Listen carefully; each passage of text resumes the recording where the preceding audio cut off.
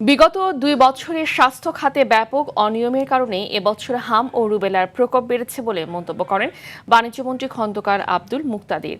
হামের কারণে জরুরি অবস্থা ঘোষণা করার পরিস্থিতি তৈরি হয়নি বলে মন্তব্য করেছেন স্বাস্থ্য ও পরিবার পরিকল্পনা মন্ত্রী সর্দার সাখাওয়াত হোসেন। এদিকে স্বাস্থ্য বিভাগের আয়োজনে আজ থেকে শুরু হওয়া টিকা দান কর্মসূচি চলবে ১০ মে পর্যন্ত। প্রতিনিধিদের পাঠানো তথ্যচিত্রে আরও জানাচ্ছেন লামিয়া তানজিন মাহমুদ।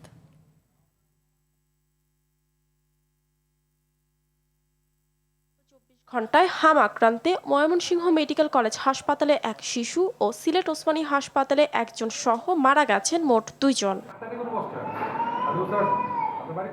হামের কারণে জরুরি অবস্থা ঘোষণা করার পরিস্থিতি তৈরি হয়নি বলে মন্তব্য করেছেন স্বাস্থ্য ও পরিবার পরিকল্পনা মন্ত্রী সর্দার সাখাওয়াত হোসেন। হামের মতন একটা ভয়াবহ রূপ আমাদেরকে বিব্রত করে ফেলতেছে, আমাদের ভবিষ্যৎ প্রজন্মকে, আমাদের কত মায়ের বুক খালি করে নিয়ে যাচ্ছে।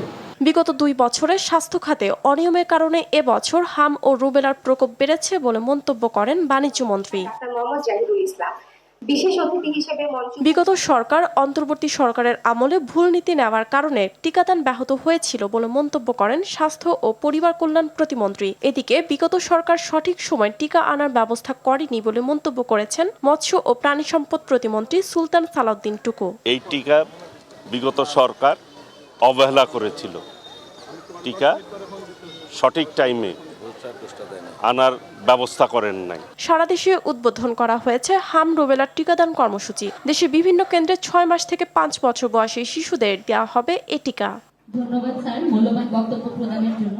লক্ষ্যমাত্রা নির্ধারণ করে জরুরি এ টিকার আওতায় আনা হয়েছে শিশুদের। এর ধারাবাহিকতায় বিভাগীয় শহর চট্টগ্রাম, রাজশাহী, সিলেট, রংপুর, ময়মনসিংহ, খুলনা ও বরিশালে একযোগে শুরু হয়েছে টিকাদান কার্যক্রম।